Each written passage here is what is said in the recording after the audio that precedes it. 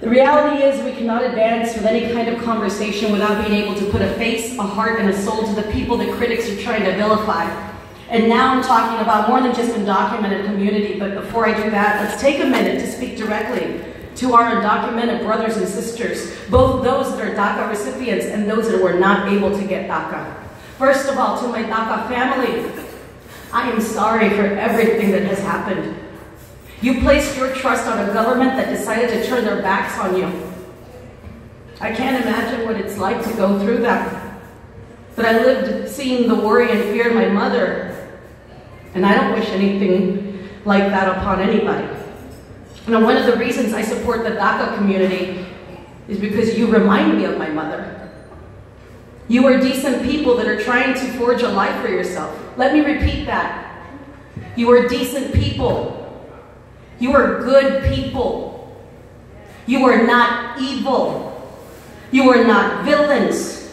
You are not to blame for anything. You are good people trying to create a life. You know, one of the criticisms I hear is that DACA and immigrants, they come here and take away jobs from Americans. This is not true. I want everyone here to know they are wrong about you. No one comes to take jobs away. When people say that, what they're really saying is, my life hasn't worked out the way I wanted, and it has to be somebody else's fault. Let's find someone else to blame because it couldn't possibly be me, but it is them. It's easy to blame someone that isn't around to defend themselves, but we must remember their hate is not about you. It's about what you represent. You have not had anything handed to you, yet you still thrive. You succeed.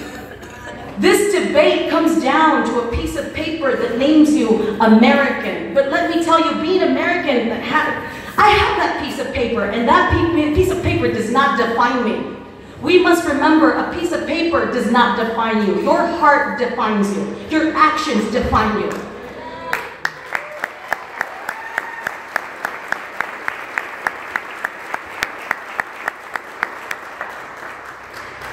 To my undocumented brothers and sisters, know that you matter and none of this is fair. You must remember that the mental anguish and abuse that you suffer at the hands of fools is coming from fools. Don't let these people take your power, your voice, your magic. Use their ignorance to fuel your power. Prove them wrong. You know, when I was in high school, I had a vicious bully whose goal was to make me cry every day. And for 3 years, he made my life a living hell. We were both in theater. He was a year older than me, and I knew how much he loved theater. So I decided that my best revenge was to beat him at his own game. Theater became my life. In the summer, my brother would drop me off at the public library in McAllen when it opened. And he would leave me there the entire day so I could read plays. And I became good. I started quickly beating my bully. We used to travel and compete in theater tournaments. I used to beat him and he hated it. And I loved that he hated it. At the end of my time at PSJA, I had won more trophies than anyone else. I had dominated the theater world, and you know, my bully spent his free time trying to insult and attack me, while I used my free time to become better than him. And I did.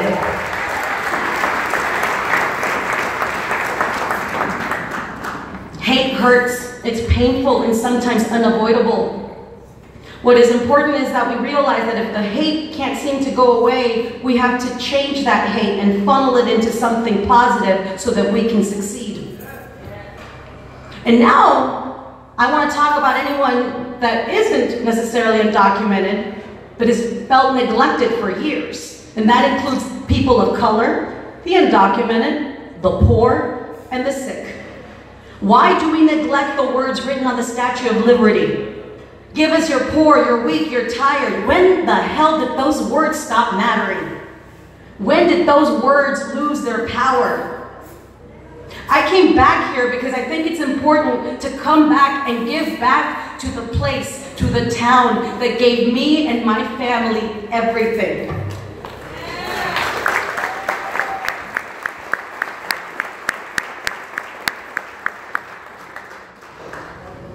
I'm sorry I'm running long, but I have a lot to say. You know, the day of the election, I was on a cruise ship with Dolores Huerta, who, by the way, says hello. The moment I saw that Clinton lost, I was stunned, I was overwhelmed, I couldn't stop crying. Couldn't stop crying. I had never felt like that before. The next day, I walk into a room, Dolores is sitting there, she looks at me, she says, "What's wrong?" I tell her, "I've been crying. It's the election. My heart breaks." She looks at me and she says, "Ah, this is the first time your country's broken your heart. It won't be the last time." And when she said that, I realized I have a walking piece of history from our country telling me that. And I realized that she knew so much more than I didn't. And then she said, "It's okay to be sad. Be sad. Accept it. Cry. Go to sleep. But tomorrow you wake up and you go back to doing the work. The work does not stop because you're sad. The work continues because you're sad. The work needs to continue because you're sad."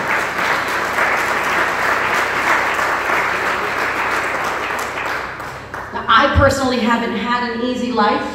My family was practically homeless for a good chunk of my childhood. I lost my mom when I was 22 because of the lack of health care.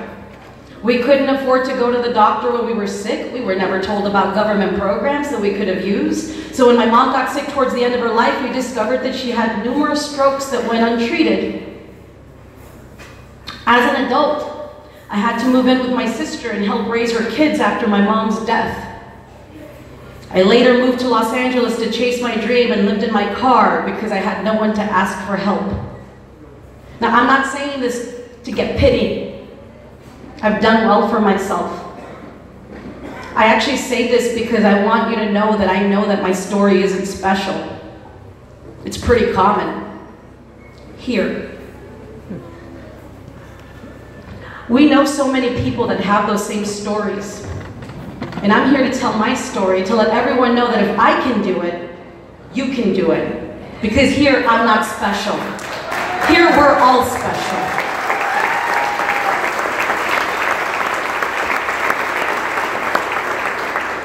What made me special was a fearlessness that I've always had.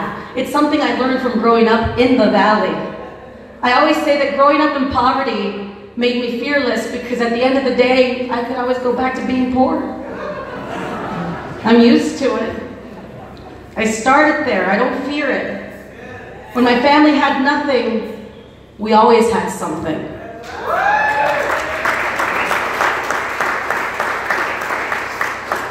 So in closing, I want to say this.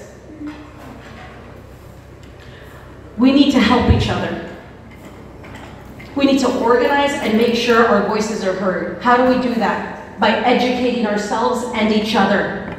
We have to learn about our rights because remember, you have rights. Don't let anyone tell you you don't. Learn about your rights, tell other people about their rights, make sure the information is passed around.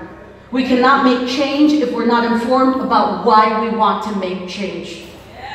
Number 2, don't listen to critics. Anyone that tells you no, that you can't do it, doesn't belong in your journey. Get rid of them.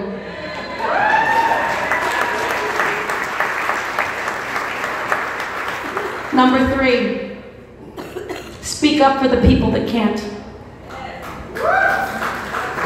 If you want to help, then do it and know that all the help is appreciated. And this is something I can't emphasize more. In the past year, I've had friends that organize events and then they get disappointed when instead of 100 people, they get 20 people that show up. And I always tell them that's 20 people you didn't have.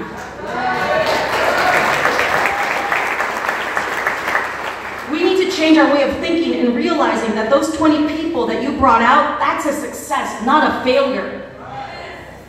Number 4, know that sometimes what is best for everyone isn't what's best for you. Don't be selfish. Think about others. One of the reasons we are in our current situation is because people thought about their own agendas.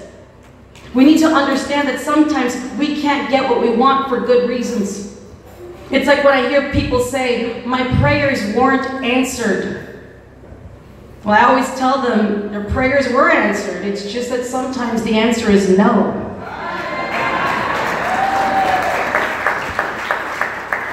Number 5, be kind to each other. Check in. Remind each other that we're capable of greatness, because let's face it, the positive always gets silenced by the negative, and that needs to stop. We need to tell each other that we matter, and we need to remind ourselves that everyone in this room is important to someone.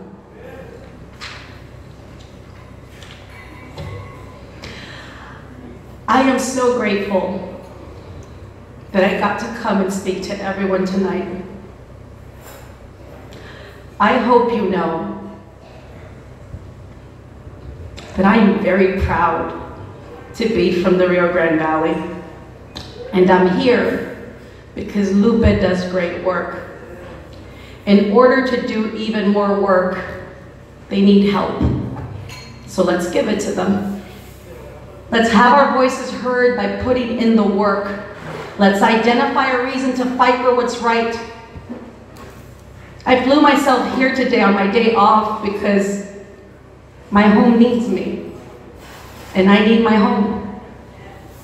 The reason I am loud and outspoken is because of the little girl I mentioned at the beginning of the speech, my mom. I will not have anyone belittle or bastardize my mom's journey. She came here for a better life, without an education, without money, without knowing the language, and somehow she gave me the chance to live my dream. Now, there's been a lot of talk about making America great again, but the truth is, in order to make it great again, we have to make it great the first time. And we do that by honoring people like my mom, and so many of the people like my mom in this room, in this area. Hardworking families with heart. Honoring those people, the ones that make the Rio Grande Valley what it is. That, my friends, is how we make America great. We do that by honoring the magic of our people, because our people were great.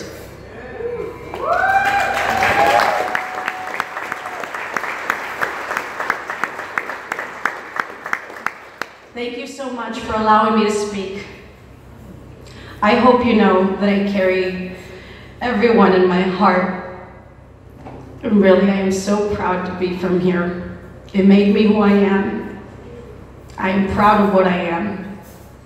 And I want you to know that my commitment is to helping the Rio Grande Valley thrive and succeed the way that I know. It's an important part, because without the valley, I wouldn't be living my dream. Thank you so much. Si se puede.